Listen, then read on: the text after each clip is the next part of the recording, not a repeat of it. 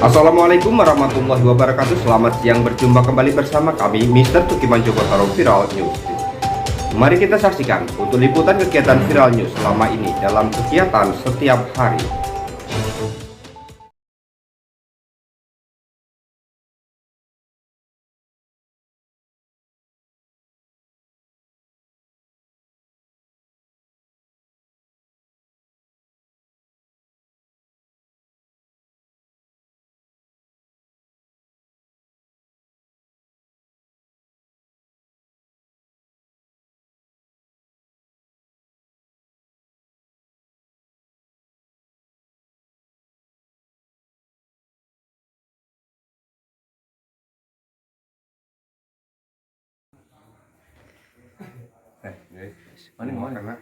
Apa tuh di set? Iya, Oh, yang dingin oh.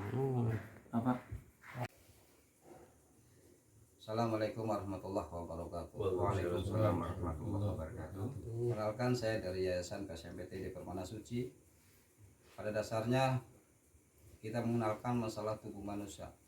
Setiap tubuh manusia itu mempunyai beberapa elemen, beberapa energi biomagnetik, parametrik, dan energi prana yang diakses melalui kekuatan visual, sehingga di dalam tubuh manusia itu memerlukan 7 cakra utama yang harus diakses sampai ke cakra mahkota dari cakra kundalini, cakra tantin, cakra kundalini, cakra sek, cakra tantin, cakra jantung, cakra tenggorokan, cakra azna indera ketiga sampai cakra mahkota. Sehingga manusia kalau terbuka cakranya akan menjadikan orang tersebut ahli spiritualis, ahli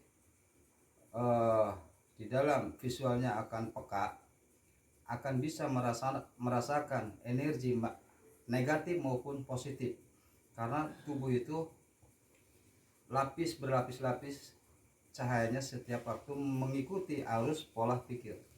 Makanya manusia, kata-kata tersebut mempunyai gelombang. Kalau gelombangnya baik akan keluar kebaikan, buruk akan keluar buruk. Pola pikir selalu positif bahwa kita itu akan mampu, kita itu akan bisa. Berusaha dan berusaha, jangan menyerah. Dikala kita itu gagal semata-mata karena satu, keyakinan diri kita itu belum sempurna, karena belum aksesnya pikiran kita itu untuk maju ke depan. Ojo wani-wani nek ora wani, nek wani terus ke perjuangan, apalagi dikokohkan dengan kekuatan doa daripada ulama, zikir, berpuasa, belajar seperti itu, sehingga kita mampu mensuges visual orang lain bisa terobsesi. Jangan diri kita terobsesi oleh orang lain. Bagaimana kita itu menjadikan orang tauladan untuk bangsa dan negara, sehingga kita itu bisa menjadikan anak-anak muda itu generasi penerus kita itu, generasi bangsa dan agama menjadi akhlakul karimah yang baik dengan dekatnya diri kita itu kepada para ulama. Dari saya amanah seperti itu, akhirul kalam. Assalamualaikum warahmatullahi wabarakatuh. Waalaikumsalam warahmatullahi wabarakatuh. Mungkin mau ada tambahan dari apa? Assalamualaikum warahmatullahi ta'ala wabarakatuh. Waalaikumsalam warahmatullahi wabarakatuh. Alhamdulillah wa syukurillah, apa yang tadi disampaikan oleh guru kita bersama, itu orang tua kita, itu Ki Untung Purnama, ya, yang beliau sudah malang melintang di dunia supranatural. Amin. Yang alhamdulillah ada di pondok kita ini. Amin, amin. Yang mampir, ya, mudah-mudahan kita semuanya diberkahi oleh Allah. Amin. Dan panjang umur. Amin. Dan selalu kita mendapatkan rahmat. Amin. Amin. Apa yang tadi disampaikan oleh beliau ini begitu jelas dan gamblang, Ya. bahwa manusia itu salah satunya itu mempunyai energi. Amin. Tinggal kita bagaimana mengelola energi. Amin. Biar jadi suatu daya upaya yang luar biasa. Amin. Itu kalau salah satu kita belajar ilmu hipnotis, itu sebetulnya kita lagi menguras energi. Kalau energi kita bisa digunakan, kita bisa menghipnotis orang. Kenapa nggak bisa? Contoh mata kita aja, mata kita aja. Kalau kita melotot dengan anak kecil tuh udah kayak gini, itu hipnotis namanya. Lalu bagaimana cara kita mengelolanya? Tinggal kita nanti latihan. Nah ini yang ahlinya ini.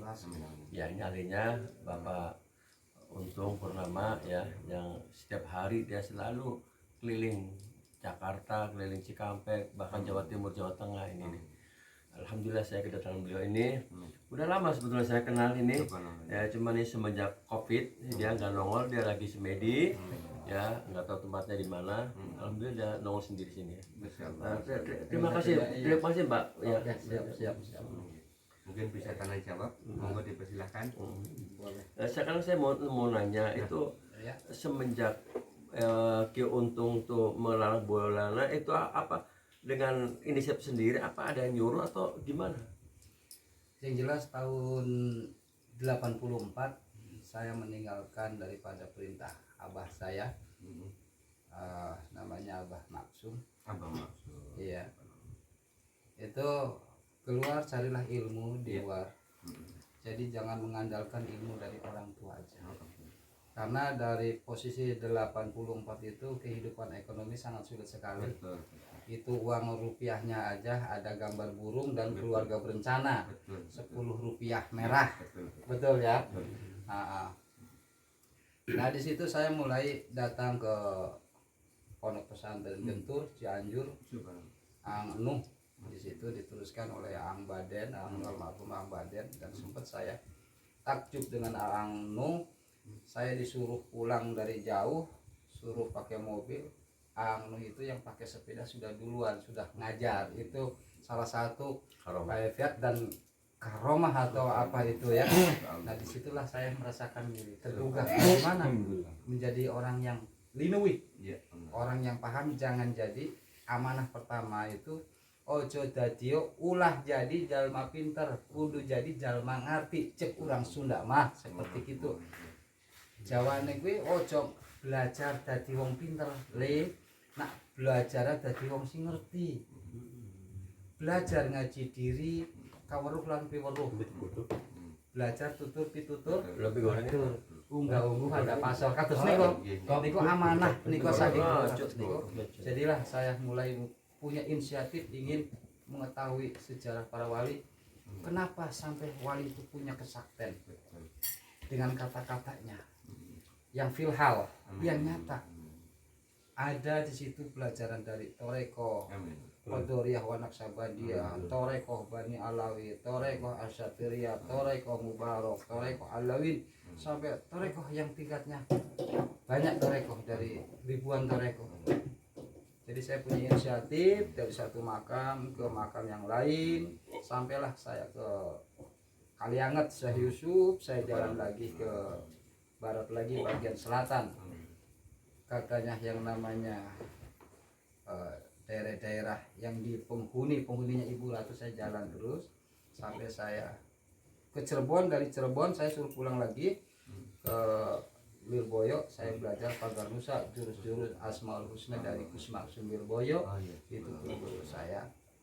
Nah selama itulah saya nggak bisa membuktikan ilmu apa itu ilmu hijib, dari hijib akbar, autad, asyakron, hamdat, nawawi, hijib budiaman, hijib fatih, hijib jalani, syafi ali, syaiful mulk, syafi nadi.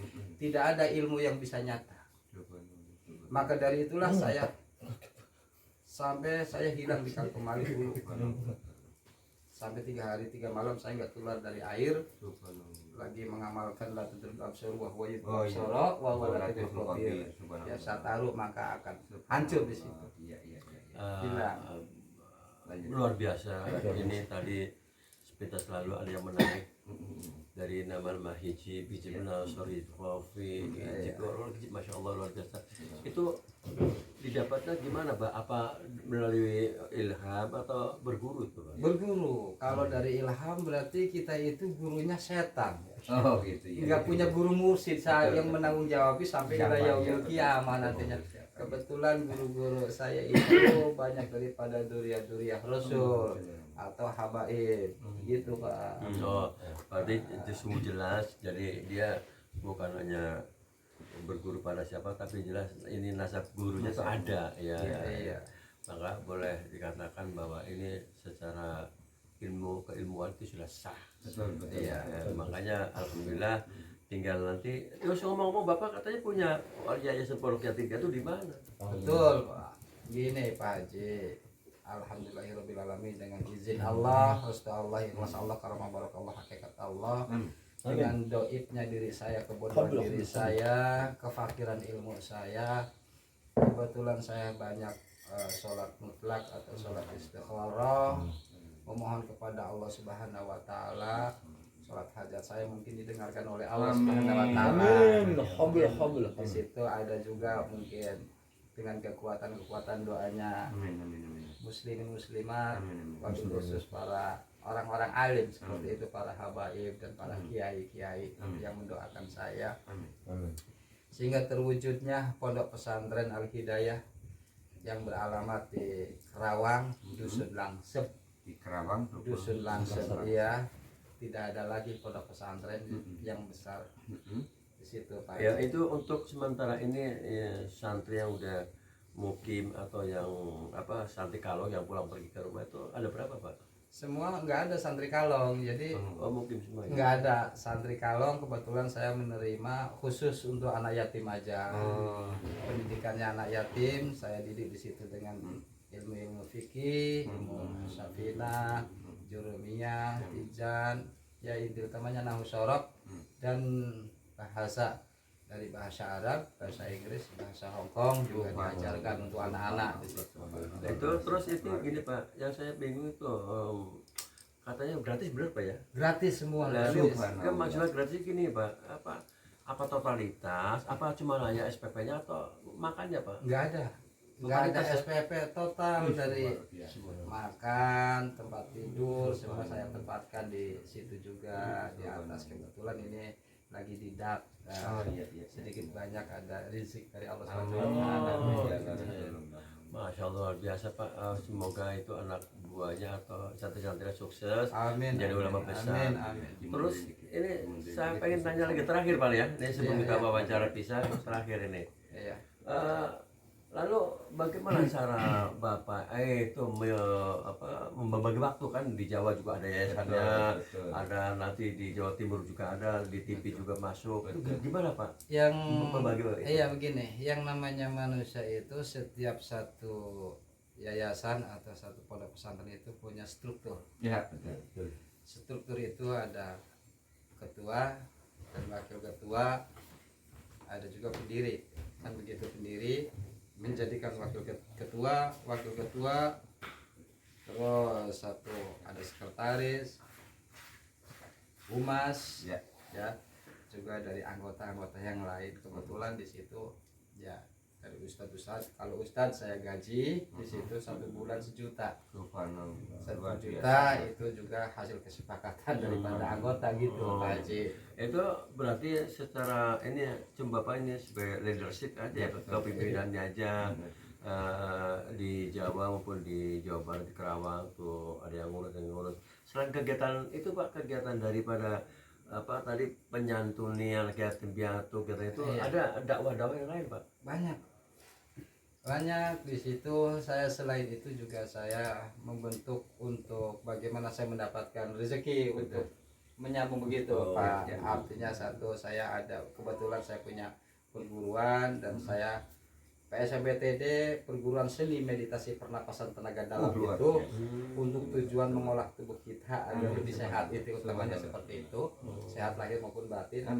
Banyak orang yang ikut, saya kenakan beban dalam 1 minggu itu hanya Rp5.000 seminggu. Kebetulan ada 300 anggota. Gitu. Jadi 500 kali 300 anggota, ada nilai. Jadi itu sumber dananya ya? Sumber dananya dari situ saya hibahkan untuk pesantren. Dan yang lainnya saya juga cocok tani, Pak. Oh gitu ya? Cocok tani Brambang kebetulan, karena kebetulan di Brebes saya cocok Brambang, tanah orang lain begitu. Ya alhamdulillah. Untuk biayai itu juga Sama untuk makan saya, tapi ada juga untuk pondok pesantren, ada juga untuk anak saya, pendidikan anak saya, seperti itu. Iya. Terakhir Pak, Bapak selama ini kan kita berkecimpung dalam dakwah, pengobatan bantuan orang lain. Itu dalam ini Pak, masalah katanya punya biro haji, biro umroh, betul Pak? Biro haji itu kalau haji tidak, kalau umroh iya. Jadi itu kebetulan kontrak dari CV yang namanya CV apa sih yang itu untuk umroh. mobil travel. Saya ada kontrak di situ, saya mencarikan orang yang haji dikenakan biaya tahun 2001 2002 itu biaya umroh itu hanya 30. Terus 2003 ada kenaikan 33. Untuk 2004 sekarang malah plus 35. Kalau untuk Jawa Tengah sendiri saya kurang tahu, kalau untuk Jawa Barat seperti itu. Ya. Justru kalau hajinya itu murah, hanya nilai 27 juta. Oh, jadi waktu 20 juta itu uang pertama ya. Iya. Reguler ya, reguler. Iya itu Ya reguler dong. reguler. Iya. Reguler. Berarti secara Iya. tidak langsung ini luar biasa. Betul.